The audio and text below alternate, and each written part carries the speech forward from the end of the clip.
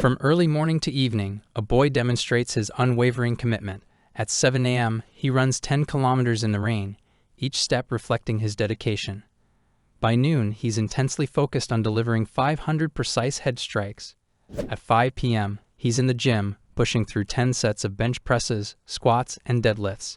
His body screams in protest, but he pushes on, driven by an unyielding determination. After enduring this grueling 14-day routine, the guy decides to resign from his job. He marches into his boss's office and slams his resignation letter on the desk. He then reflects on a question someone once asked him. Had he suddenly gone crazy? He answers in his head that perhaps it would have been better if he had gone mad, for sanity seems a burden in times like these. His gaze falls upon a dashboard ominously proclaiming, "The door to the end of days is opening soon." The message is clear. Prepare for the end with a recommended quest of strength exercises, cardio, and learning kendo. He thinks the world is ending soon after all. The countdown ominously ticks down from 5 seconds to 0, filling him with adrenaline and dread as the final moments approach. 15 days ago, cell phones across Jeonnogu blared with a critical disaster alert warning of monsters near Inwang Mountain, urging immediate evacuation. Panic ensued as people tried to comprehend the chaos. A student, thinking it might be a prank, is startled by another alert about monsters near Sorik Mountain, threatening Seoul. Further notifications reveal monsters appearing in Incheon at Simgok Park and spread fear across Jumyong, Guri, Daegu, Daejeon, and Guro. The escalating alerts cause widespread alarm and confusion. But it's as if not enough. Another notification pops up with an even more chilling title. Monsters have appeared, not a joke. It includes a video by a streamer named Sarkarella, hiding in fear behind a tree. He films a giant figure, his voice trembling as he insists that it has appeared and that there's really a monster. The stream fills with comments, some dismissive, others mocking. The streamer, still hiding, questions his audience, wondering if he should go a little closer since he came all the way there. Laughter erupts in the comments, with some suggesting he play red light, green light with the creature. Another joke is that this is the reason why men die faster. Amid the banter, someone points out that the monster is moving right now. The comment section suddenly fills with panicked warnings that it's behind him. The guy, still skeptical, mutters that they're just messing with him. He insists he was looking at it, and it wasn't moving. But his doubt is shattered as the monster growls from right behind him. A loud shout echoes through the stream, sending a wave of horror through the watching crowd. The man jolts as a scream erupts from his phone, surprising him with its intensity and realism. He furrows his brow, wondering why the video looks so disturbingly real. Walking through the bustling public square, he notices others around him also receiving disaster alert text messages. What on earth is happening today?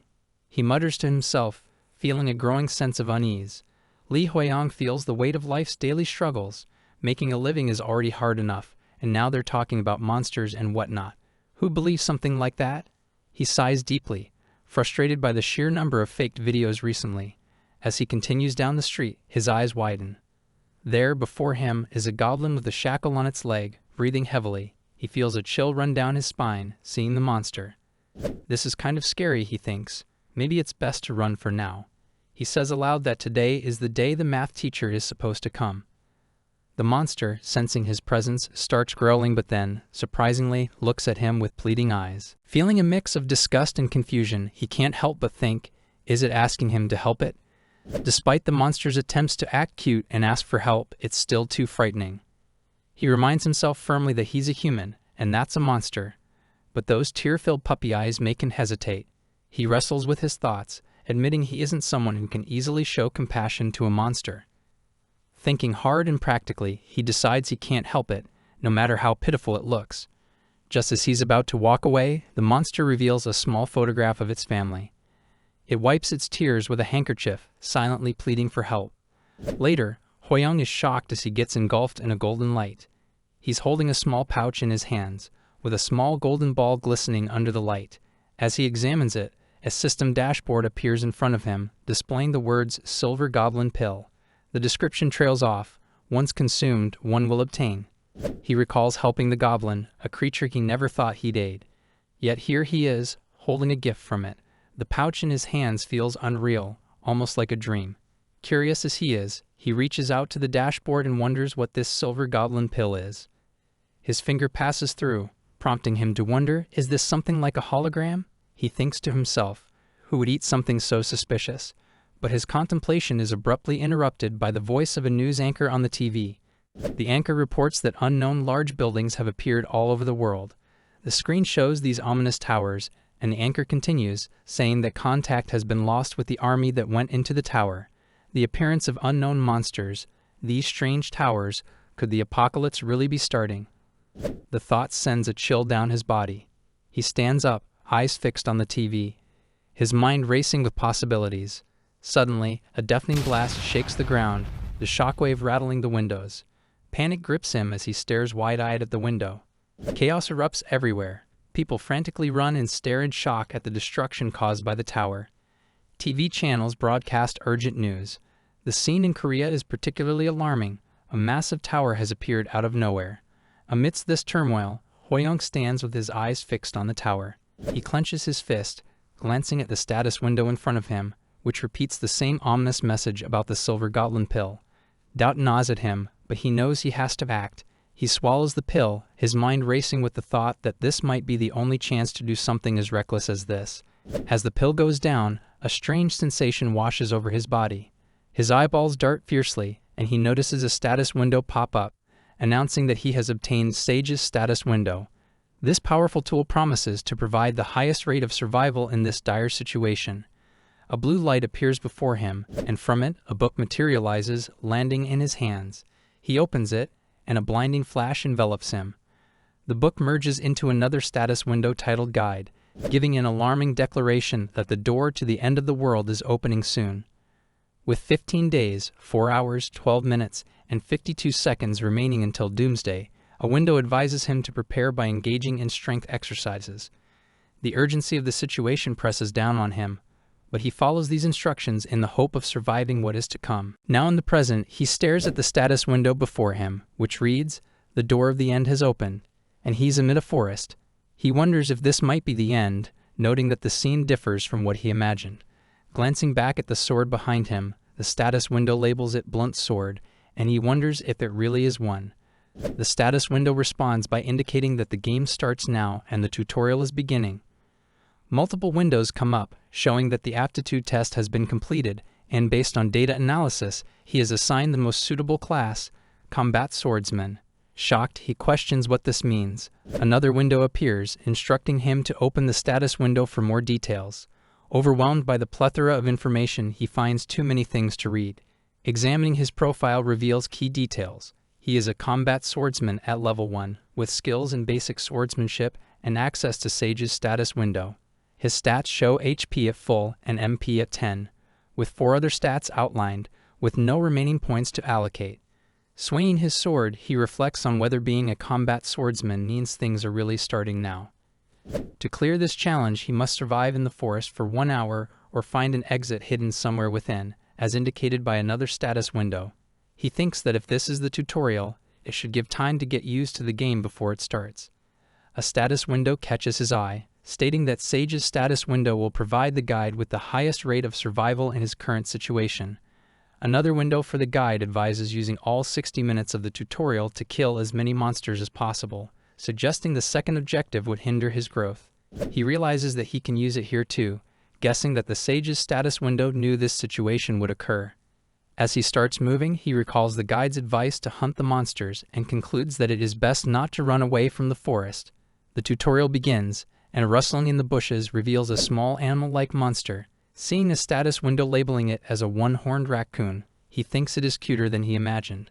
The raccoon growls and leaps to attack, but with sharp reflexes and basic swordsmanship, Hoyoung slashes it away. He gains EXP by killing the monster, noting that it was defeated with basic swordsmanship, possibly because the raccoon is a tutorial monster. He calculates that basic swordsmanship consumes 2 MP per use, and with a total of 10 MP, he can utilize it 5 times before exhausting his MP. He needs to preserve his MP while hunting. He continues slicing through raccoons, thinking of basic swordsmanship, and with a final blow, he kills the last one. Multiple status windows appear, showing he has gained experience points, leveled up to 2, recovered HP and MP, and earned points to increase his stats. He now has 2 remaining points. Relieved, he notes the nice timing of his level up, as his mana was about to deplete. But his happiness is interrupted as new status windows replace the old ones. One window explains the weight of knowledge, stating that having the Sage's status window means he will level up slower compared to other players. Shocked, he learns there is a penalty for having the Sage's status window. Frustrated, he grits his teeth, unable to believe the level he gained was taken away. He wonders when he will be able to level up again, cursing the ridiculous handicap. Calling the status window again, he examines his stats. Everything remains the same except for one thing. He still has points. Thinking hard, he concludes that, if he is correct, this isn't a penalty but could be an overpowered bug-like ability. Swinging his sword fiercely, slicing through the raccoons with a ferocity that leaves no room for error, Hoyoung's eyes lock onto the status windows that appear before him. A rush of excitement floods him as they announce that he has gained experience points and has now reached level 2. However, just as quickly as the windows appear, they vanish into thin air, leaving him staring at his stats with a furrowed brow. He has fallen back to level 1. Just as he anticipated, yet he sees that his remaining points are steadily increasing. He thinks to himself, the actuality dawning on him that the more he levels up, the more experience points he will need for the next level. This thought ignites a spark of strategy in his mind. It might be easier to raise his stats directly than to go through the grind of leveling up in the usual way. Lost in his thoughts, he contemplates his next move. He knows he must act wisely. His gaze shifts to his options: stamina, strength, agility, and sensitivity. He narrows down his choices with a determined look in his eyes. Strength and agility, he reasons, would be the best for a combat swordsman, as strength would enable him to deliver more powerful attacks, while agility would enhance his speed and reflexes, making him a formidable opponent. After deliberating, he selects sensitivity as his priority. He boosts his sensitivity stat by 4, as a new status window confirms his progress. Progressing smoothly, he relentlessly slaughters the one-horned raccoons and marvels at how weak they seem as tutorial monsters, given how easily he defeats them with the default stats. Glancing at his status window, he sees the instruction to utilize the entire 60-minute tutorial to kill as many monsters as possible. As he surveys his surroundings, he realizes the real challenge is finding enough raccoons within the time limit. Noticing his sensitivity level at 20, a sense of triumph washes over him. Finding the raccoons has become much easier with his enhanced sensitivity. Feeling his newfound abilities, he's almost giddy with excitement, thinking he can now sense a kind of chai, but his happiness fades as dark energy looms behind him, accompanied by a notification stating he has defeated all monsters and a hidden quest is being activated. A roar pierces the air as a giant monster with a bright red aura emerges. The status window commands him to defeat the level 2 one-horned raccoon alpha. Staring at the beast, dread creeps into his mind. The raccoon alpha tightens its claws and leaps towards him. Instinctively, he jumps back, narrowly avoiding the attack. Panting, he grapples with the realization that it's incredibly fast. This monster is the boss, and it slams into the ground, while Hoyoung struggles to steady his nerves. This creature is unlike the others. The raccoon charges again, but with a determined glare, he swings his sword, slicing through it. Relief floods him as he thinks, it's doable. The status window confirms his victory. He has defeated the boss, cleared the hidden quest, and earned gold. Catching his breath, he gazes at the raccoon alpha's cold body, feeling a swell of pride that he's now level 7. The window reappears, stating he has completed the tutorial. He hadn't expected the hour to stretch so long, but now it's over. But it isn't over yet, as suddenly he finds himself in a different place, surrounded by a crowd of people. Confusion sets in as he thinks about his whereabouts. A speaker crackles to life, welcoming everyone and announcing their successful completion of the tutorial. The crowd listens intently as the voice continues, explaining that they are in the lobby of the tower, specifically the C2567 region. Lee Hoyoung's mind races. He counts 14 men and 11 women. Did they all finish the tutorial too? A woman behind him murmurs about being in a different place again, while a man demands to be sent home. Observing the chaos and people crying for their mothers and insisting it's all a dream, he understands their panic. The entire world changed in a single day. Had he not known the end was near, he'd probably panicked too. But he steels himself, clenching his fist. He must stay calm and survive. A woman's voice breaks through, asking where they are. A mysterious voice responds, "They are in the Tower of the End." The woman looks down and sees a rabbit-like creature, a level 55, Kum Kum. The creature introduces itself as the cutie of the tower, and the lower floor manager, Kum. Disbelief spreads as a man questions if it's a kid in a rabbit suit, while another wonders if it brought them here. Kum observes their reactions, thinking this is normal. Someone asks what they're supposed to do if this is really the end of the world. The manager, with a sinister chuckle, reveals that all 22 players will now participate in a game with their lives at stake. Hearing it, the crowd is thrown into chaos, panicking. Hoyoung, fighting to maintain composure, asks if they can return to their normal lives upon reaching the tower's top. Kum, with a mischievous wink, admits it doesn't know. Frustrated, Hoyoung presses on, questioning the point of climbing the tower. Kum, turning its back, cryptically states that some things don't need meaning and warns that only death awaits those who don't climb. A hush falls over the crowd. Kum mentions that many people have already perished in the tutorial. Shock hits Hoyoung hard as he hadn't considered this. It was just the tutorial, but many likely couldn't survive it. Faces flash before his eyes as he reminds them, and despair grips him. Kum asks if anyone is willing to kill it, promising a special reward. Hoyoung's mind races. Is this a trap? Despite Kum's harmless appearance, it's level 55. As he decides to stand back and watch for now, a status window advises him to help Kum get home. Conflicted, he ponders whether attacking the rabbit is wise. In the meantime, a man steps forward, volunteering to kill Kum, saying if it wants to die so badly, then he should kill it. Hearing him, Hoyoung gets upset that he was too late. The man prepares for the attack, vowing to make it painful. He charges at the rabbit, but is met with a rather powerful punch to the face, sending him flying. The crowd is stunned at the sudden transformation of Kum and the tragic end of the man. Kum sarcastically apologizes for counterattacking. Panic spreads, with people screaming and fleeing, shouting about the man's death. Hoyoung, rooted in place, is consumed with fear. It could have been him. Kum, reverting to its original form, tries to reassure everyone, laughing off the incident as a mistake. The status window reappears, urging Hoyoung to help the rabbit get home. The manager asks for more volunteers. Doubt gnaws at Hoyoung, reflecting if the guide deceived him. Kum, with a sly smile, asks if anyone wants to help it get an early mark. The room falls into an eerie silence as everyone tries to process what just happened. Hoyoung, his mind racing, begins to suspect that the guide lied and wonders, why would it deceive him? Suddenly, his eyes lock onto Sage's status window that has been triggered. Intrigued, he examines the options. Sage's Eye, enabling him to view others' status windows, and Guide, summoning assistance at critical moments. However, choosing either will slow down his leveling compared to other players. He ponders the significance of the Sage's Eye he just discovered. As he glances at Kum while choosing the Sage's Eye, a grin spreads across his face, thinking he finally understands the situation. Kum, acting cute and innocent, says it wants to go home. Hoyoung raises his hand, volunteering to help.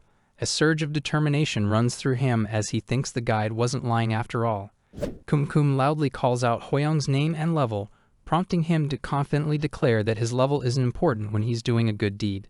Kum, with a fierce look, agrees and urges him to send it home quickly. A woman from earlier interrupts, reminding Hoyoung of the danger they just witnessed. Others join in, urging him not to do anything reckless. But he, with steely resolve, assures them it's okay, and he has a plan, leaving the woman speechless and the crowd uncertain. Facing Kum, he confidently declares they'll witness something exciting, gripping his sword tightly. The air gets thick with anticipation. Kum, now excited and eager, transforms and readies a punch. Hoyoung stands still, his eyes locked on the rabbit's fist approaching with deadly speed. He remembers the earlier announcement, noting there should be 25 people, but Kum mentioned only 24. He suspects the omission of the 55th level monster was deliberate, a psychological tactic to induce fear. As the punch nears, the crowd holds its breath. In a split second, Hoyoung avoids the punch and counterattacks, revealing with Sage's Eye that there are only 24 people here to begin with. Gasps rippled through the crowd. A status window pops up in front of the dead man's body, revealing a human hologram created by Kum.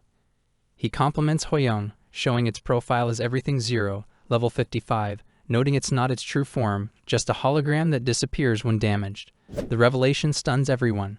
Kum then vanishes, leaving behind a small blue-green ball tagged stat.1 and a parting message. For those who have courage, may the odds be with them.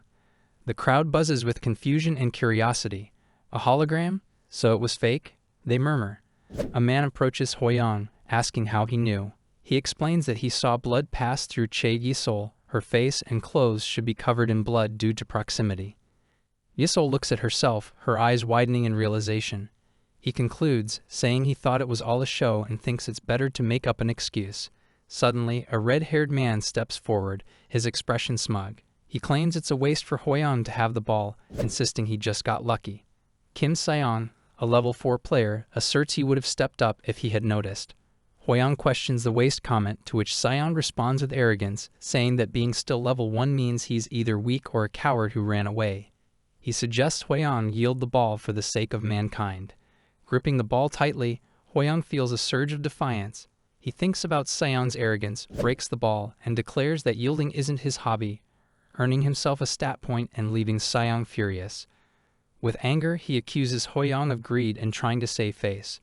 Trying to keep calm, he thinks from experience that the wisest thing to do is to avoid people like him. Yet he wonders how long he can maintain this approach. An announcement interrupts them, stating that their starting gold will be distributed. It explains that gold can be used in the shop, with additional gold based on monsters hunted in the tutorial. Kim Seong sneers at Hwoyoung, telling him to consider himself lucky. The announcement continues, revealing the highest starting gold is 7,400. Shockwaves of astonishment ripple through the crowd. Seong curses, receiving only 1,300 gold, while level 4 Kim Junsong, receiving 1,500, marvels at the top player. Hwoyoung, holding 7,400 gold, recalls the grueling effort it took to kill raccoons, recognizing himself as the top player, but keeping it a secret to avoid drawing more jealousy. A window pops up, showing the shop opening. Hwoyoung contemplates the 3 main uses for gold: buying items, leveling up skills, or increasing stats. He methodically spends gold to raise his strength, stamina, and agility, leaving all stats at 20 with 4,600 gold remaining. Nearby, Kim Seong shouts about the expense of leveling up skills draw Hwoyoung's attention. He decides to level up basic swordsmanship with 1,500 gold and purchases new clothes, replacing his worn gym uniform. He then hears someone calling his name and turns to see level 3 Yisol asking for advice. He's puzzled as to why she seeks advice from a level 1 player. She smiles warmly, expressing admiration for his bravery. He peeks at her profile, noting her stats in gold and finding her as a class healer, with level 1 healing hand skill. To check her honesty, he asks how much gold she has. She honestly replies 800. Curious, he asks if she enjoys exercising. She admits she doesn't mind walking, prompting him to guess that her stamina stat is probably low. He suggests she invest in stamina, and she gratefully agrees, thanking him for his advice. In the meantime, an announcement declares the first floor mission will commence soon, instructing them to form 3-man parties and warning that incomplete parties will be filled randomly. Panic spreads through the crowd. Lee Hwoyoung thinks he anticipated group missions but is surprised at the early timing.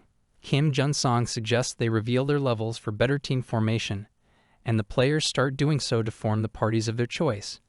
Yisol requests Hwoyoung to team up, and he agrees, reasoning that a healer's offer is valuable. However, other players avoid his party, citing excuses.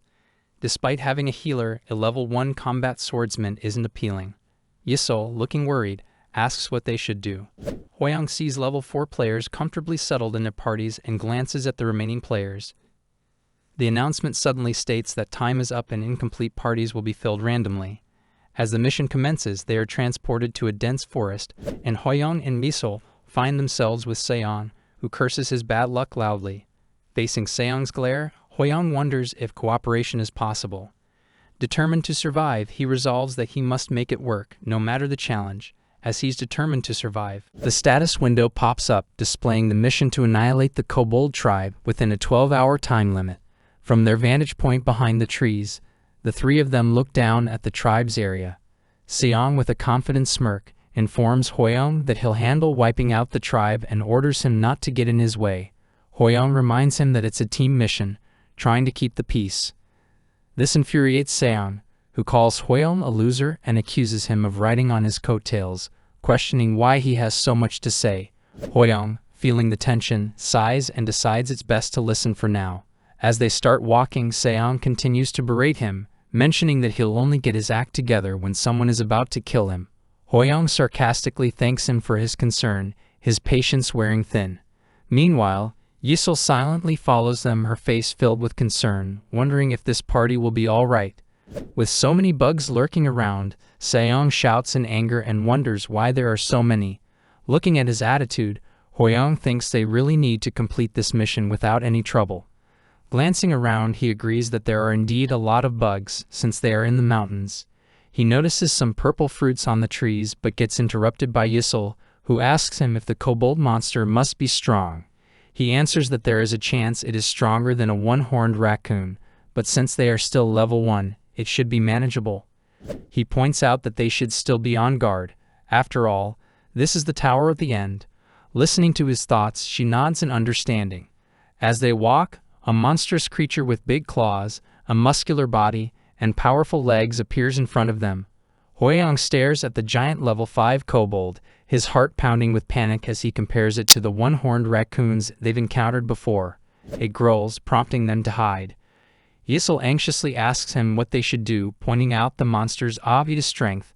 He agrees and suggests they should check their surroundings for more kobolds. Seong steps forward confidently, accusing them of hiding like cowards. They watch in shock as he leaps to fight the kobold, landing on top of it and punching it, declaring it to be only at level 1. Both stare in disbelief as Seong, grinning like a maniac, continues to attack kobold. It skulls at Seong, but he continues to punch, taunting it to hold out against his attacks. Hwoyoung is astonished by Seong's boldness and stubbornness. Yisul also joins the fight, offering her healing powers to assist him. Hwoyoung, relieved, notes that there are no other kobolds around. Observing Seong fighting, he checks his strength at 24 and kobold's HP at 92%, which is decreasing. He acknowledges that Seong is living up to his level. With Yisul's help, he might even defeat kobold alone. However, he wonders why the damage dealt is so low compared to Seong's strength, considering if there is another weakness. Suddenly, a status window appears, relaying the guide, explaining that kobolds are passive monsters and will not attack unless provoked. Realizing this, he thinks that Seong has unnecessarily stirred up trouble.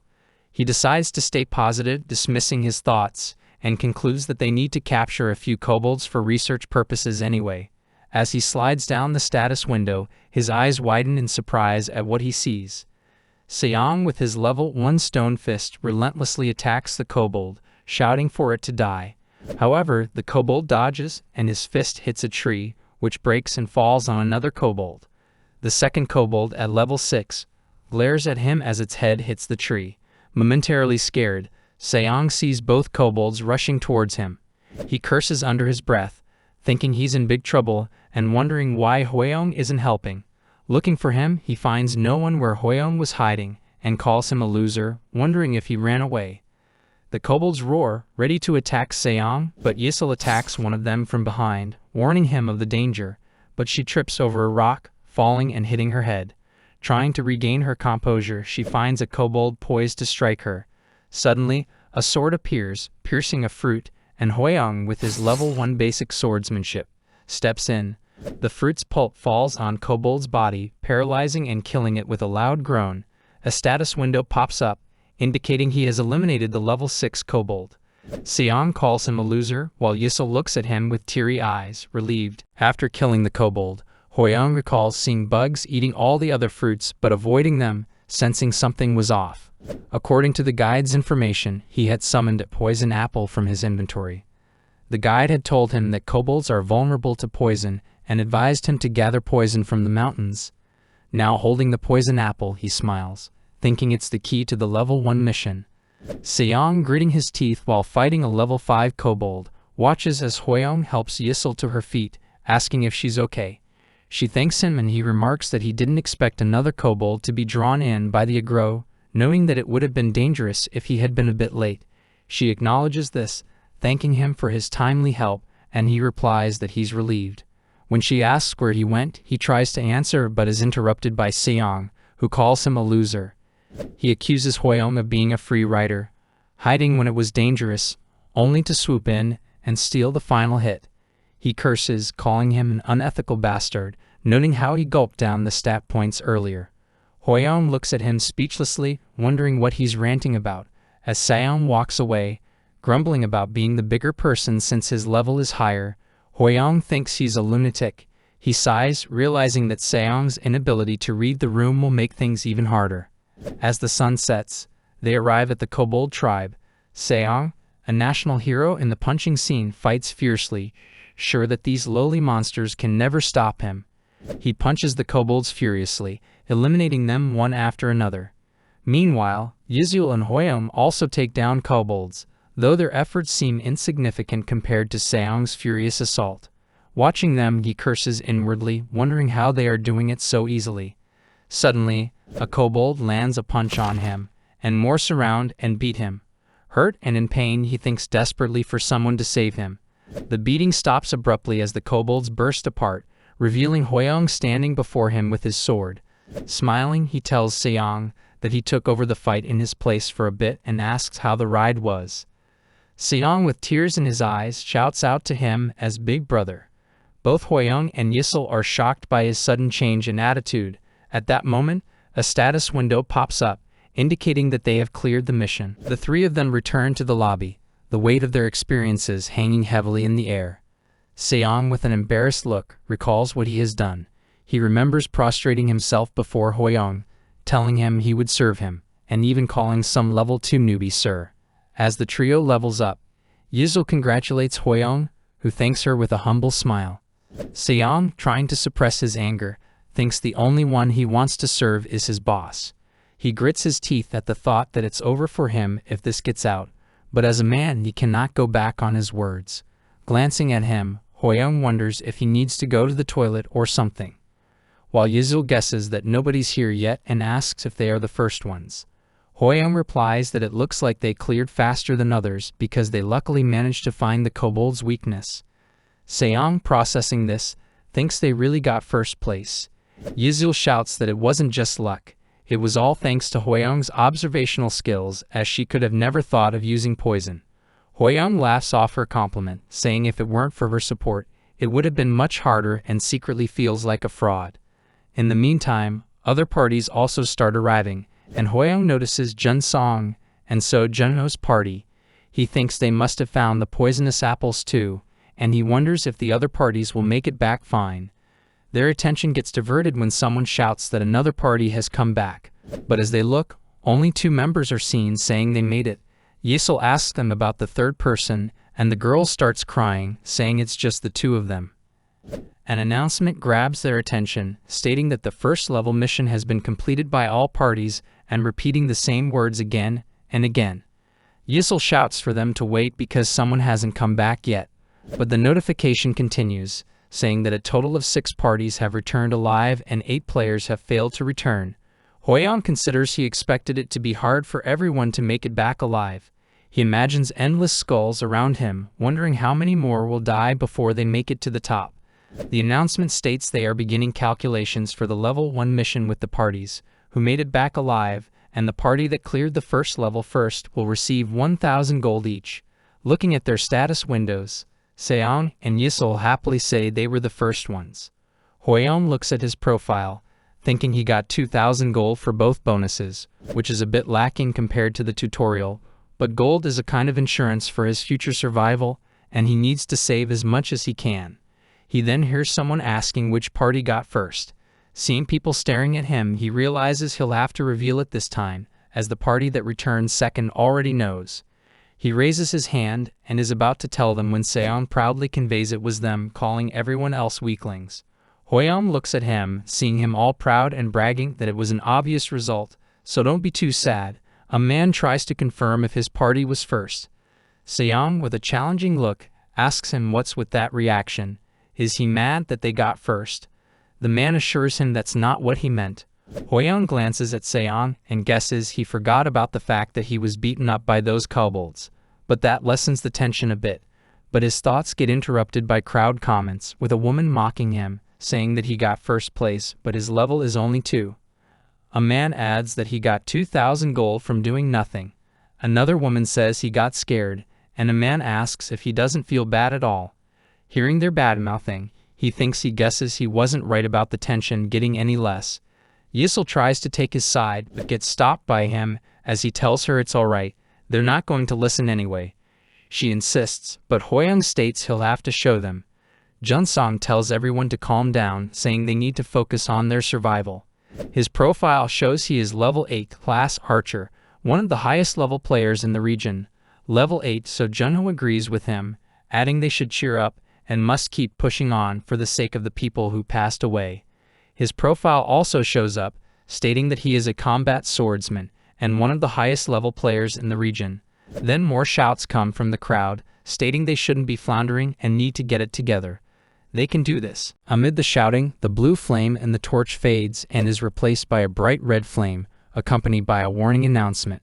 People begin to panic, asking what happened and why it changed color.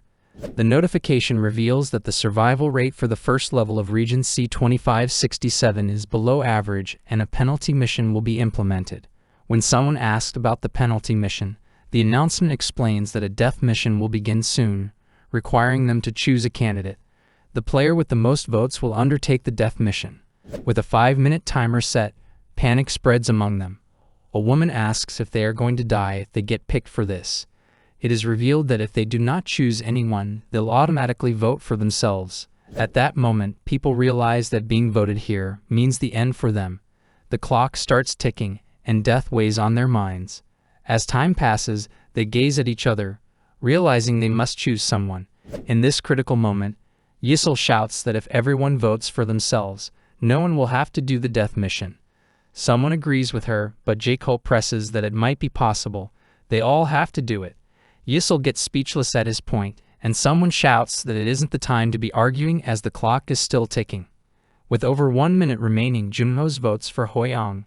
Yisel calls him in pity, and someone asks if this is too cruel. Another one shouts that no one said that it's not anonymous. Junho apologizes to him, mentioning they do need to choose someone. Hoyong, with a forced smile, says he did expect it given the atmosphere, but he's a bit taken aback as he doesn't want to die after all. Yisel tries to convince them that it's not too late if everyone votes for themselves, and Hoyong votes for Junho. However, Hoyong cuts her off, saying it won't work. He explains that Jaetol had a point. They don't know if that strategy will be effective, and the trust is already broken. As voting continues, the names keep appearing on Hoyong's name tag as people decide on who to rule out. Seeing the names on his head increasing one by one, he knows that the biggest reason is that he's low level. They have lost the notion in society that the strong should protect the weak. Yisel shouts that they're too cruel. How can they do this to someone? A man shouts back, asking what they are supposed to do. He's going to die if he doesn't vote, so he hasn't done anything wrong. Another woman adds that she's sure he would have died anyway, given his level, and that's how masks fell, and people revealed their true selves. With only 1 second remaining, Seong also votes for Hoyong, mockingly expressing sorry to him. It was a cruel reminder that the world of the end really is here. The window declares that all votes have been cast and the portal to the death mission is opening. As the portal opens, everyone looks on, questioning if this is real.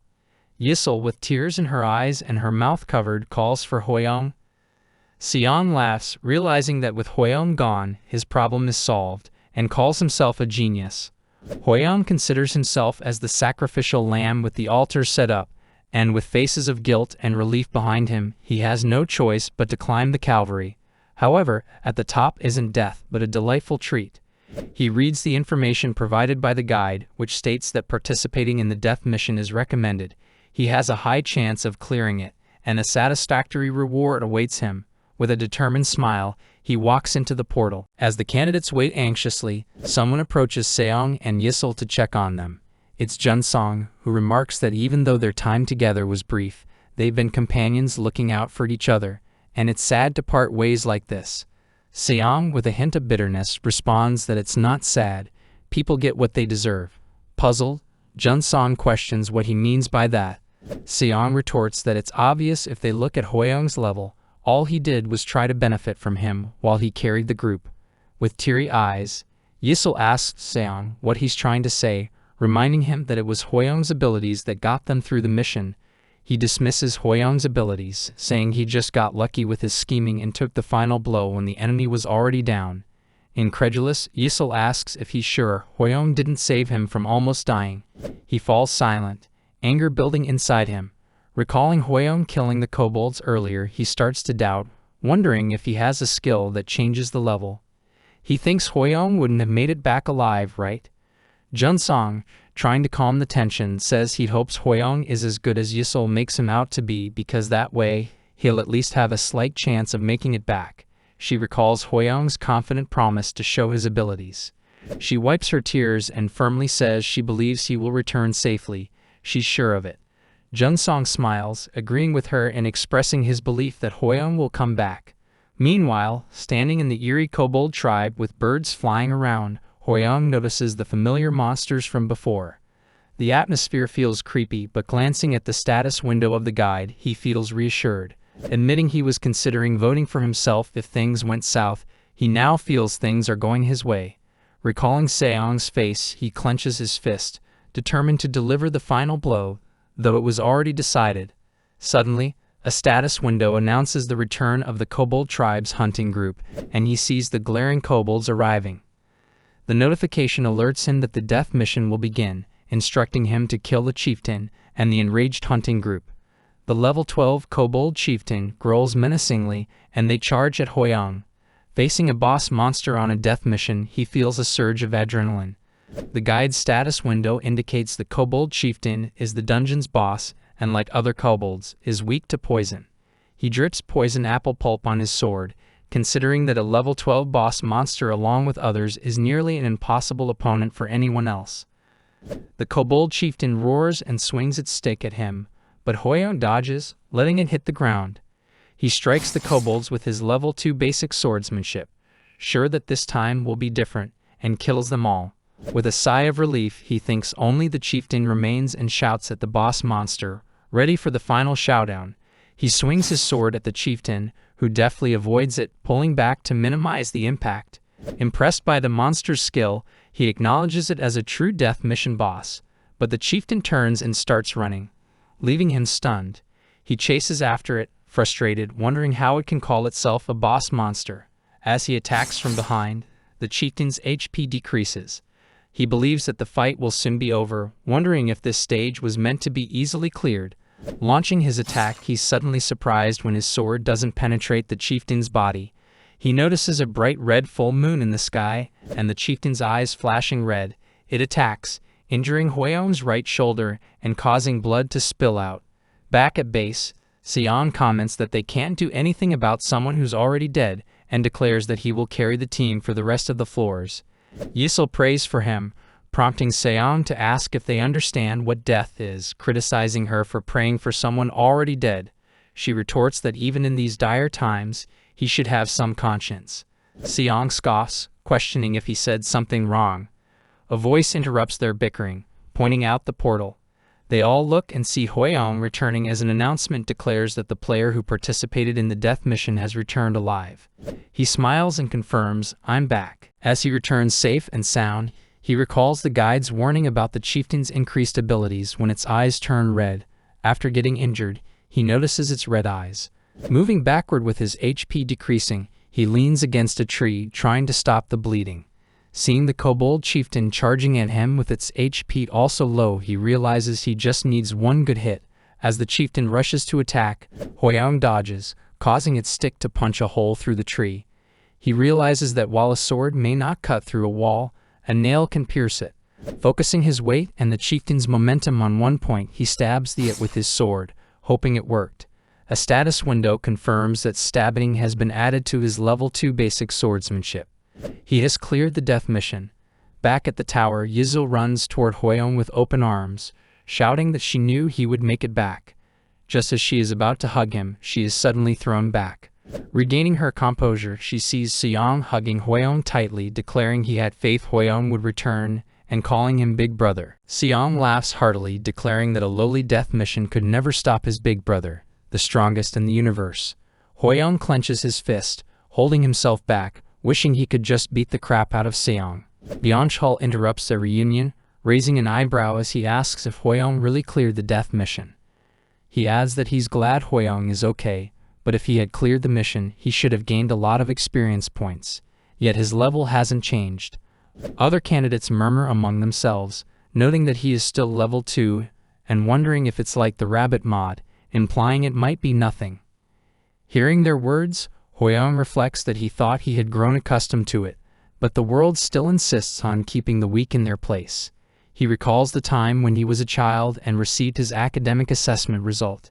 He remembers people whispering behind his back, with a girl saying he topped the midterm and a boy accusing him of cheating, questioning how a pathetic orphan could get top marks without going to an academy. He thinks they can't allow a worm to wriggle about, so they want to step on it and crush it. Even after so many years, he's standing here again, surrounded by a mob mocking him. Someone suggests Hoyoung might have stayed hidden somewhere, biding his time before coming out, like in the tutorial. Another agrees, saying it makes sense because, at his level, he must have been hidden in a pit somewhere. Hoyoung grips his fist tightly, thinking he already knows prejudiced people don't change their perspectives easily. But right now, what he needs to do is... Someone interrupts, telling the others not to run their mouths so thoughtlessly. It's Yisel, her voice firm, as she asks why they keep doubting him. She points out that he already proved he survived the death mission. Hoyoung looks at her, pondering that she knows nothing. Seon also steps forward, agreeing with her and calling Yisel Big Sis. He shouts that not only did they fail to hold a party to commemorate the glorious return of his big bro, but they even dared to ruin the mood. They've lost their minds, haven't they? Hoyoung looks at him, thinking he sounds the craziest one, but smiles, feeling somewhat reassured. He knows that he needs everyone to survive in the tower, and if he wants that, he has to show them something convincing. Hoyoung gets their attention with a sword named Indomitable Sword, which has a rare rank and an attack power of plus 15%. Byung-chul, with wide eyes, comments that is basically a cheat key. A woman looks at her sword, noting that no information pops up for her old, long sword. Junsong tells Hoyoung he's impressed he kept the poison apple, noting that, as Yisel said, he's truly extraordinary. She feels glad for him, and he modestly says he was just lucky. Junsong adds that such a valuable item is more crucial for their survival than gaining a few experience points. Hoyoung, his demeanor shifting, points out their survival and remarks that they seem to have forgotten how they nearly drove him to his death. A heavy silence falls as they all become at a loss for words. Junho steps forward and admits that Hoyoung is right. With his head down in shame, he confesses he justified it by thinking it couldn't be helped, but realizes it was pure selfishness. He continues that they knew voting for Hoyoung, the one with the lowest level, was like silently targeting him, throwing him into a deadly situation to save themselves. He bows in front of Hoyoung, apologizing with tears streaming down his face, saying he's truly glad he came back alive. Hoyoung and the others look at him in silence. A woman with a carefree attitude asks why he goes that far, noting someone had to go anyway, and Hoyoung even came back with a rare item, so it's all good, isn't it?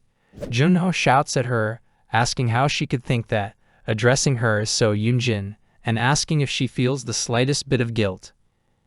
Yoonjin counters that it's not for him to say when he voted for Hoyoung before anyone else. Hoyoung stops Junho from saying more, explaining that the reason he brought it up wasn't to reprimand them but to stop it from happening again. He points out that they must have already caught on during the death mission voting, but the tower is trying to divide them. It's provoking distress, causing conflicts, and probably enjoying sending them on a path to ruin. He believes his return from the death mission is an opportunity because it proves their actions can defy the tower's intentions. Junsong asks him if he has a plan for the future. He replies that he'll search for ways for the most people to survive and will keep climbing the tower. They'll climb higher and higher, and when they reach the end someday, they'll be able to get their lives back, won't they? The candidates all concur with him. Yisel shouts that to do that, everyone here will have to join hands. Hoyoung agrees with her. Junho, with teary eyes and a smiling face, thinks Hoyoung is a generous man, and they shouldn't have judged him by something trivial like his level. They then hear a voice saying how unfortunate it is, and Kum enters, announcing that the next mission is a survival game. Looking at it, someone asks why it's here again. Another asks if it's giving them stat points this time too. Hoyoung, feeling chill, asks what a survival mission means. Kum laughs, calling him quick and explaining that the mission for level 2 involves a battle royale among the 15 players present. Everyone looks in pure shock. He winks, adding that since it's a lower level, it's just a mild taste for them all, so cheer up. He explains the rules. There will be 16 players and 16 doppelgangers. making a total of 32 people. To clear the mission, they must kill the doppelgangers, who will have the same stats and memories as the players, making it challenging. The most important rule is that there's no reward for killing a doppelgangers, but if a player kills another player, they can obtain stat points and gold. In other words, this mission could be an opportunity for them. People start shouting, saying he's basically telling them to kill each other. Kum twists its finger, adding that every 30 minutes without a kill will result in everyone being summoned to the lobby to face a huge disaster. A purple light appears, and people panic, shouting what it is. Looking at a claw coming out of the lightning, someone points it out. Hoyoung's legs freeze as he looks at the giant monster at an unknown level. Juno shouts for him to get out of the way, but Hoyoung thinks Kum expects them to fight that. A thunderous explosion erupts, throwing everyone to the ground. Lee Hoyoung gazes at the colossal monster towering before him, thinking that this is truly a disaster. A man, trembling, asks if this nightmare is real, wondering how they are supposed to fight it when they barely made it past the first floor. A woman, her face pale with fear, pleads desperately for help, as she doesn't want to die. Observing the chaos, Lee Hoyoung realizes that panic has overtaken everyone. The monster lets out a deafening roar, its massive fist poised to strike a nearby man. Lee Hoyoung quickly intervenes, helping the man evade the attack. Grateful, the man thanks him, but Lee Hoyoung, still bewildered, wonders when the second floor's mission hasn't even started yet. So what is this creature doing here? Kum, with a hint of sarcasm, comments on how terrifying the monster is. Reflecting on Kum's earlier words, Lee Hoyoung recalls the warning that if no kill occurs every 30 minutes, everyone would be immediately summoned to the lobby to face a huge disaster. He speculates that they might be staging this spectacle to make them take the mission seriously. And if that's the case, then this is merely a preview of the trials ahead, and the monster isn't truly trying to harm them. Kim Jun-song and Kim Seong fight the monster with all their might, but it remains unfazed. Kim Jun-song, frustrated, exclaims that nothing is happening no matter how many arrows he fires, while Kim Seong curses in exasperation. Watching their futile efforts, Lee Hoyoung grits his teeth, thinking that this might not be just for show, and starts to wonder if the monster is genuinely trying to kill them.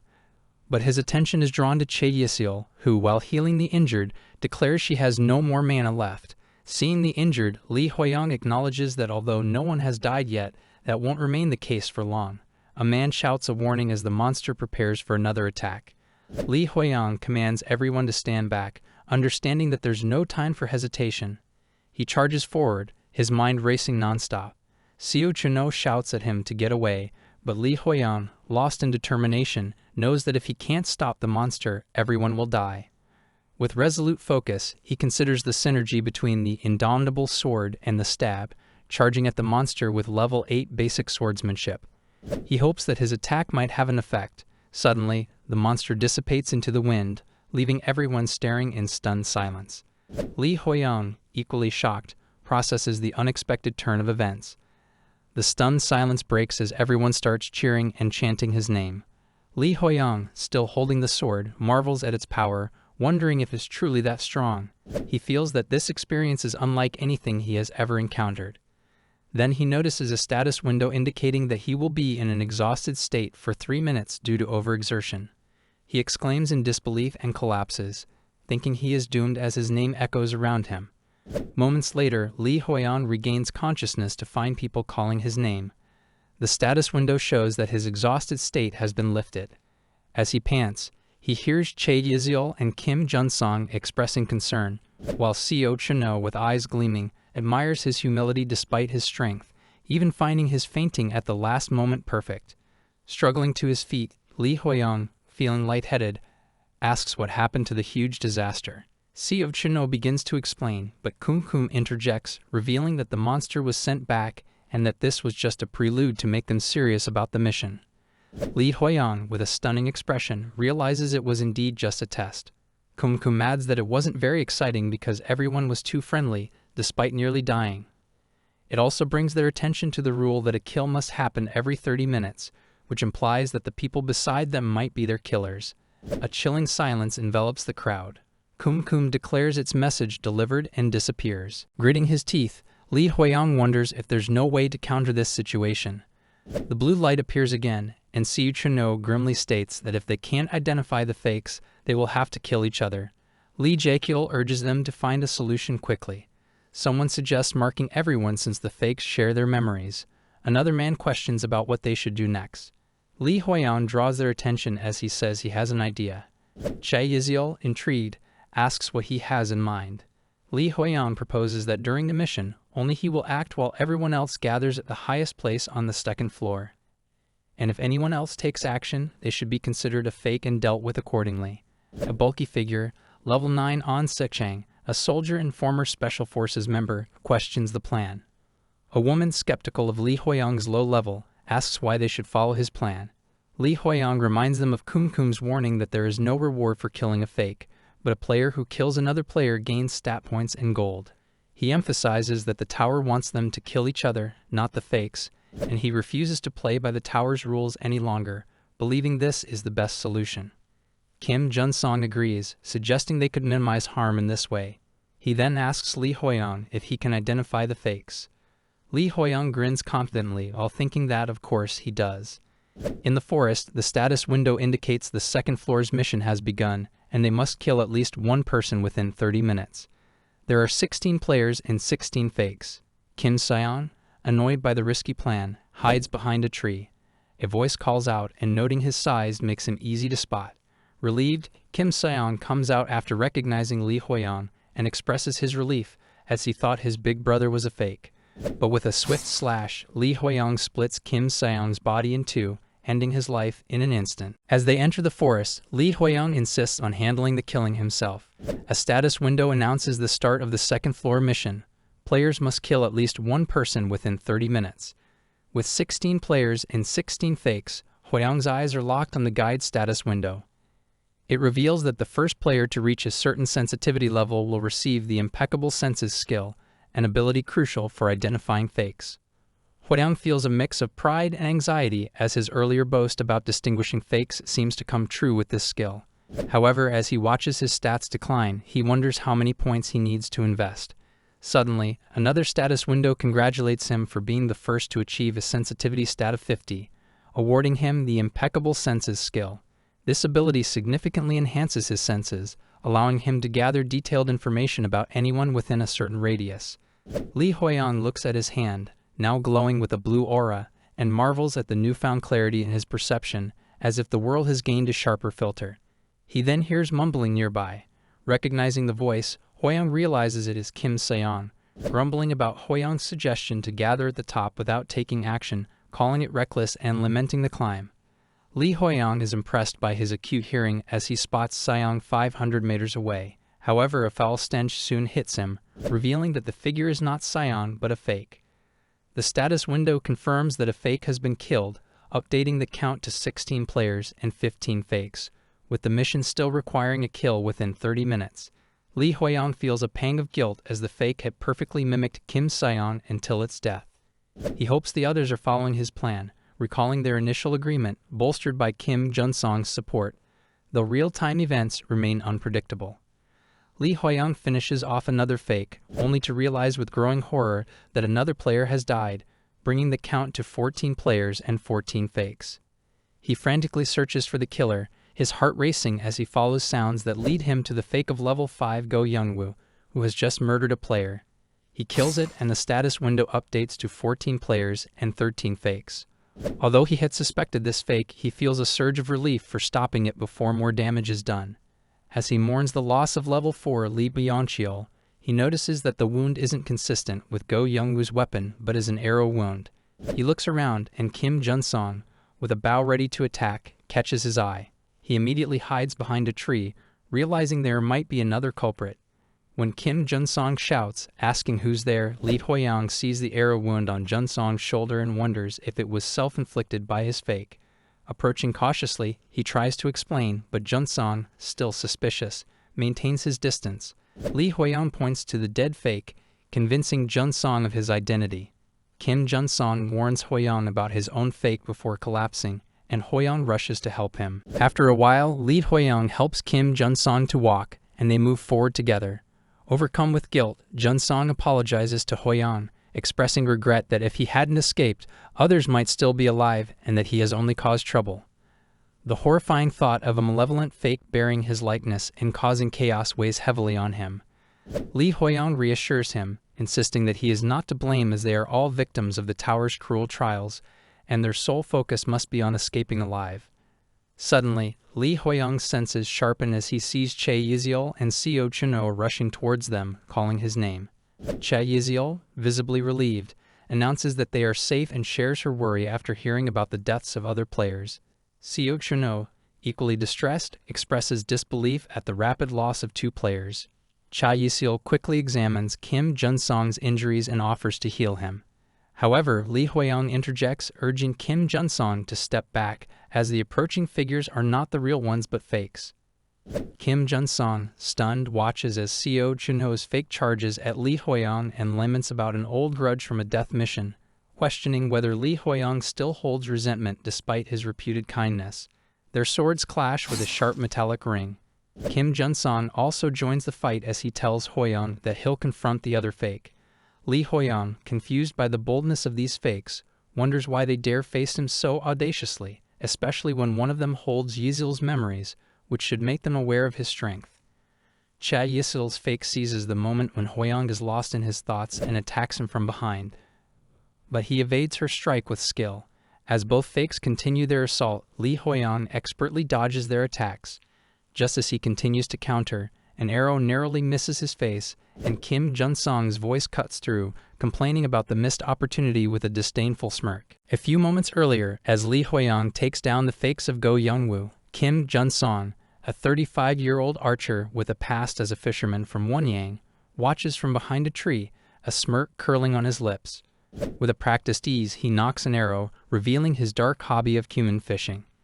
In the present moment, Kim Junsong reflects on his slip into dialect, realizing his excitement got the better of him.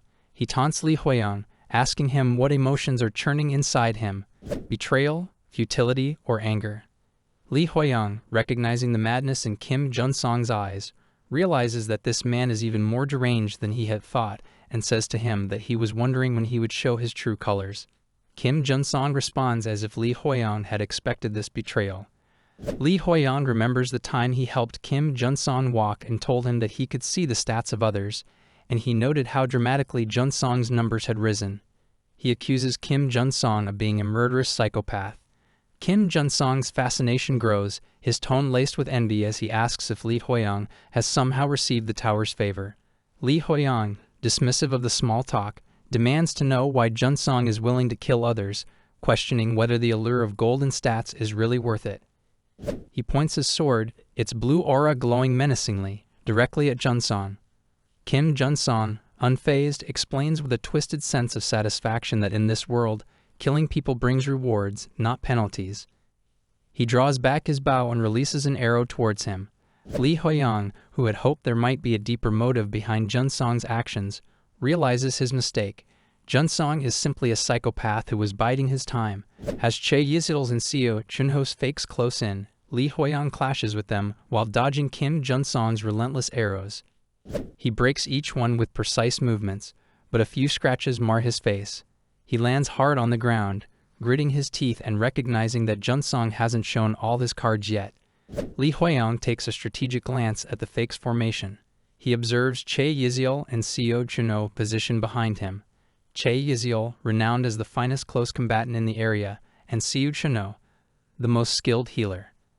Their presence, combined with Kim Junsong, a formidable attacker stationed in front of them, creates a nearly impenetrable team. Turning his attention to Kim Junsong, Li Huiyang acknowledges the impressive effort he put into convincing the fakes.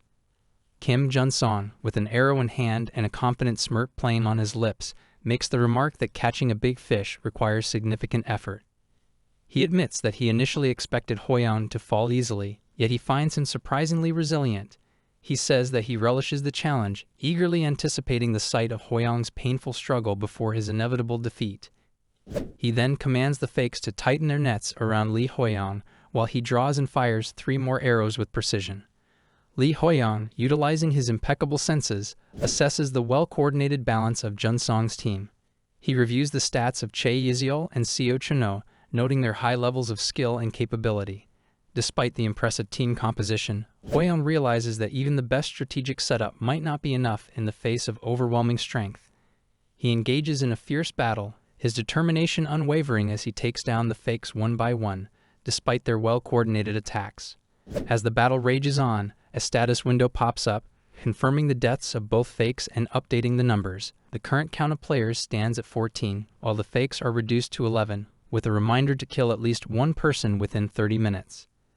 As Lee Hwaeong approaches, Kim Jun-song collapses to his knees, drenched in sweat and trembling with fear. He begs desperately for his life, confessing that his obsession with rewards has driven him to madness and led him to cross boundaries he should never have approached. With a voice filled with desperation, he pleads for just one chance to make amends, but suddenly, a burst of manic laughter erupts from Jun-song as he springs up and attacks Hwaeong, cursing him to go to hell. Lee Hwaeong remains calm and resolute, responding with a swift and decisive blow that cuts through Jun-song's attack. As Kim Jun-song falls, his final thoughts are filled with the painful realization that Hwaeong is far more than just another formidable opponent. The status window flashes a chilling message. A player has died, leaving 13 players and 11 fakes remaining. At least one more person must be killed within the next 30 minutes. Lee Hwaeong stands tall, blood dripping from his sword, grappling with the grim reality that he has had to kill a living human. Just then, another status window interrupts his thoughts. It announces that the player who undertook the role of the Star Killer has met their end, and now he has the chance to step into their shoes. A crimson aura envelops him, filling him with confusion. The window reveals that accepting the Star Killer challenge will enhance his stats and grant him fake support, with tremendous rewards if he succeeds. As the red aura swirls around a peculiar woman who appears before him, Lee Hwaeong reflects on the earlier revelation about Jun-song's command over the fakes. He notes the staggering benefits of becoming the Star Killer: legendary rank equipment, legendary rank skill, a rapid increase in stat points, and the Star Killer exclusive trait. He thinks that despite his discomfort with killing fakes, he was able to kill them because he knew they weren't humans, but he understands that he may face more human opponents, potentially including other challengers for the Star Killer title, or maybe even someone who's the actual future Star Killer. Yet he cannot bring himself to become a psychotic killer like Kim Jun-song and decides to reject the challenge. As Lee Hwaeong walks towards the group, he notices everyone gathered, with Kim Se-yeon particularly standing out, calling him Big Brother cheerfully. Kim Se-yeon's bright eyes and friendly demeanor prompt Lee Hwaeong to momentarily consider adopting a more ruthless approach. Instead, he acknowledges the effort everyone put into following his plan and expresses his appreciation, recognizing the difficulty they faced. Despite his outward calm, he struggles to contain his own frustration. A man, accompanied by his fake, questions what their next move should be, pointing out how closely the two fakes resemble each other. His fake then inquires if Lee Hwaeong can truly distinguish the real from the fake. Lee Hwaeong affirms this, but before he can explain further, a voice interrupts, thanking them for adhering to the plan. Lee Hwaeong turns to see his own fake, realizing the situation has become even more tangled. Confusion spreads as a man asks how they should decide whom to trust, while a woman questions whether Lee Hwaeong had anticipated this twist.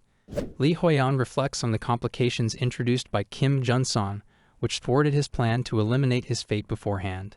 Now he faces a strategic duel with his mirror image. Lee Jae-cheol, uncertain about who is genuine, asks for clarification on the situation and whether Lee Hwaeong has killed the fakes he mentioned. Lee Hwaeong realizes that there are currently 8 individuals who are either fakes or deceased players.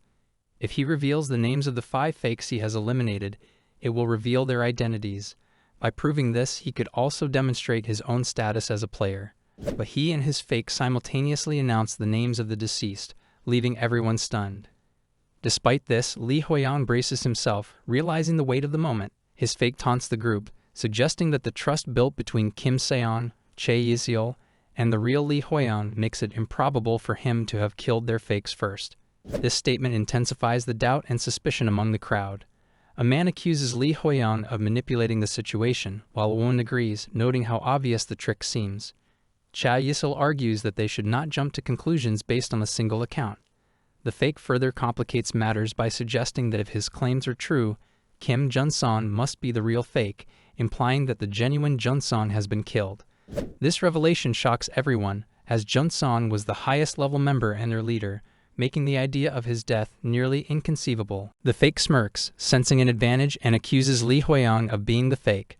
A woman proposes attacking Li Huiyang and eliminating the remaining fakes, but Kim Seon protests, pointing out that this would mean he himself is a fake. Cha Yisul agrees that they should avoid hasty judgments based on a single perspective. Seo Chuno supports this, emphasizing the need for caution. Suddenly, someone warns that they have little time before the impending disaster strikes. Li Huiyang, contemplating the situation, realizes that praising the fake would be akin to praising himself. He acknowledges the fake's clever maneuvering. Addressing the group, he admits to killing Kim Junsong, surprising the fake. He then thinks that there is a crucial detail that even his fake is unaware of. Junsong had killed other players. Drawing his sword, Li Huiyang declares that Junsong was a traitor and, with a decisive strike, attacks Junsong's fake, solidifying his stance. Kim Junsong's doppelganger lets out a harsh cough, drawing attention to the tense atmosphere. Li Huiyang's doppelganger erupts in fury, shouting at Huiyang, questioning what he thinks he is doing, and accusing him of acting recklessly now that he has nothing to say. Suddenly, Seo Chunho's voice cuts through the chaos as he asks Li Huiyang if Kim Junsong is truly a traitor and what that could possibly mean. Seo Chunho's mind races, trying to piece together the situation. If his suspicion is correct, the one who just attacked Kim Junsong must be the real Li Huiyang. The fact that everyone is gathered in one place gives the players an upper hand. When a doppelganger kills, their true nature is immediately revealed, preventing them from killing recklessly. Li Huiyang, if he can identify and kill a doppelganger, can prove he is the real one. But now he is claiming Kim Junsong is a traitor. Seo Chuno asks Huiyang if Junsong killed humans. Li Huiyang, with a serious expression, confirms with a yes, explaining that Kim Junsong was a demon wearing the mask of a good person, hiding his true nature and biding his time. Kim Eunjin, with tears welling up, cries out in disbelief. She recalls when Kim Junsong saved her from a kobold and asked if she was all right. The memory makes the accusation even more painful. Overcome with emotion, she rushes at Li Huiyang to attack, but an arrow strikes her. She turns, stunned, to see Kim Junsong's doppelganger behind her with his bow drawn.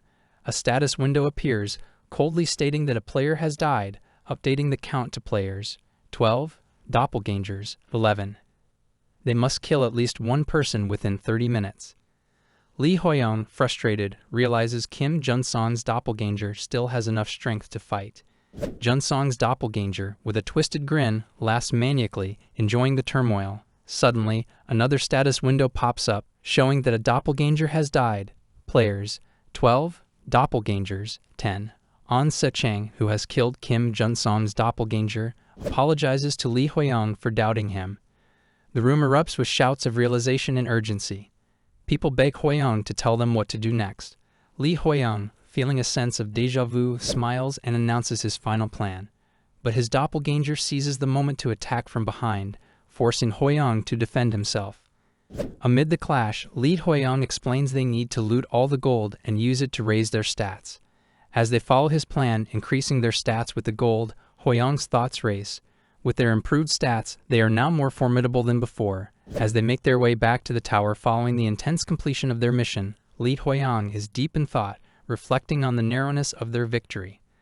The battle had been grueling, but one significant advantage had been the doppelgangers' unchanged stats since their entry onto the second floor. This discrepancy had given the players a crucial edge in the fight, tipping the scales just enough to secure their survival. An Sechang's voice suddenly pulls Huiyang from his reverie. Sechang, with a look of regret etched on his face, expresses his sorrow over the fact that they couldn't save everyone. Li Huiyang, feeling a shared sense of disappointment, acknowledges his sentiments. He, too, is deeply affected by the losses they've endured. As he contemplates the future, Li Huiyang is acutely aware of the daunting challenges that lie ahead. The thought of other regions struggling without a guide like him weighs heavily on his mind. He considers the increasing intensity of the battles to come and reflects on the unique ability he possesses to read the guide. He then resolves, with renewed determination, that despite the ongoing hardships and the toll they have taken, he is committed to saving as many lives as possible as long as there are people who believe in him. Lost in his reflections, Li Huiyang is brought back to the present by An Sechang, who stands before him with a look of earnest gratitude. He thanks Huiyang for his steadfast leadership throughout the ordeal. Li Huiyang, ever humble, shifts the credit to the team's collective effort and cooperation, recognizing that their success was a group achievement rather than his alone. An Sechang, contemplating Huiyang's slower leveling progress, speculates that it might be linked to his special ability. Impressed by Sechang's caution and decision-making, Li Huiyang sees him as a valuable ally. An Sechang bows deeply, his gesture filled with sincere regret for the doubts he had previously harbored. This apology is heartfelt, and it is not long before others in the group follow suit, expressing their own remorse for underestimating Li Huiyang. Kim Seong, breaking the tension with a hearty laugh, playfully teases the group about their failure to see Huiyang's true potential earlier. Che Yizio, with a hint of pride, claims she was the first to recognize Huiyang's extraordinary abilities. Xiao Chuno, his eyes brimming with tears, also offers a final apology. In a touching and heartfelt moment, An Sechang, despite the recent turmoil, asks Li Huiyang to continue leading them through the challenges ahead. Huiyang, momentarily taken aback by the request, allows a warm smile to spread across his face. After a brief pause, he agrees, accepting the role of their leader with a sense of renewed purpose and determination. The status window announces that it is calculating gold rewards based on individual contributions. Li Jiexiu, beaming with joy, exclaims that they're getting gold too as 700G gets added to his profile. A woman shares his excitement, delighted with her 500G reward. Their celebration, however, pales in comparison to Kim Seong's exuberance. He bursts out loudly as he receives a whopping gold prize, proclaiming with pride that he's the man rewarded with 2000G. Li Huiyang watches him, speechless, then thinks to himself that it looks like everyone managed to get some gold because they followed his plan. He smiles, feeling gratified that they all received something, while he eyes his own reward of 12,500G. A status window catches his attention, stating that since he has obtained more than 10,000G, his shop's rank will be increased. Glancing at the shop window, he thinks that this must be how the system works. If he wants to purchase rare items, he needs to elevate his shop's rank. He decides to purchase skill ups, level 3, with 5,000G, and his level 2 basic swordsmanship levels up to level 3. Reflecting on his earlier battle with the colossal monster, he recalls how he had unknowingly used a higher level of swordsmanship, but fainted right after. He smiles, thinking that being able to use such a skill for just this much gold is truly a bargain. As he completes his shopping, Che Yisil notices a status window indicating that player Li Huiyang has shared 1500G with her. Panicking slightly, she asks why he suddenly gave her that. He calmly replies that she can have it, explaining that when they fought the kobolds and doppelgangers, it would have been much harder without her help. In a world where they must take lives to survive, they can still laugh and rely on each other because of her. His words imbue her with newfound determination, and Che Yisil declares that she will become stronger, vowing to level up her level 1 healing hand to level 2. Simultaneously, a status window appears in front of Kim Seong, informing him that player Li Huiyang has shared 200G with him. Kim Seong, overflowing with emotion, calls Huiyang Big Bro, but Huiyang quickly tells him to stop being weird and just keep up the good work. Li Huiyang considers that since Seong is quite competent, he might be useful if he becomes stronger, and it's always better not to have annoying people on his bad side. Kim Seong, with an overly affectionate expression and teary eyes, tells Huiyang that his wish is his command from now on, so he should just tell him what he needs. Giving him no attention, Li Huiyang flexes his sword and thinks that the time to test his level 3 basic swordsmanship has finally come. In the valley-like area, the status window states that the 3rd floor's mission is commencing and that the mission is a siege war. It explains that this will be their first encounter with players from other regions, and their group's mission is to attack, bring down the castle, and occupy the altar. The remaining time is 24 hours, and the penalty for failing the mission is unknown. A shining purple crystal labeled Return Crystal is in Li Huiyang's hand, and the status window mentions that he has obtained this time-limited item, usable only on the 3rd floor. Li Huiyang examines the crystal. As everyone else gets their crystals, Li Jieqiu asks if this means they need to kill people, of all things. A woman looks at the crystal and questions its purpose. Li Huiyang, staring at the status window in front of him, realizes its significance. He then calls out to Kim Seong and reminds him that he said he'd do anything he asked, causing Seong to gulp nervously. Breathing heavily as he climbs the mountain, Kim Seong mutters that Huiyang is being too much. Couldn't he just explain things properly? He could have told him that he wouldn't die for real, even if he got killed here. He recalls that the guide window clarified that on this floor, the return crystal will return him to the starting location upon death. Standing in front of the castle gate, Kim Seong remembers Hwoyoung's promise of 100 G if he goes and does reconnaissance for them. Determined, he shouts that he'll destroy everything while he's here. As he starts hitting the castle gate, a status window indicates that the gate's durability has dropped to 81%. It continues to decrease until the gate finally opens. He steps inside, but a status window states that the gate will reset in 2 seconds. Laughing, he declares that no mere castle gate can withstand his power. As the status window states that the castle gate has been restored, he looks and realizes it can be reset. He then spots 2 guards on top of the castle wall and notices something that appears to be the altar, with about 10 people around it. He recalls Hwoyoung's instruction not to kill anyone there, as it would reveal the use of the return crystal. Grinning, he thinks, although he was asked not to, they're just trash scared of him, a single person. He rushes towards them, intent on destroying them all, but suddenly his nose hits something, causing it to bleed. He wonders what just happened as he looks at the blurry figures before him, realizing it could be a gun. Lee Hwoyoung shouts in disbelief, asking if it's a gun. Kim Seong shouts back that it fired some kind of magic bullet that hurt like hell. Lee Hwoyoung thinks that's crazy, as a gun shouldn't be a weapon obtainable at this stage. Even An Sekchang, whose class is a soldier, doesn't have a gun as a weapon. He recalls the status window mentioning the benefits of becoming the Star Killer, realizing this is going to be a tough fight.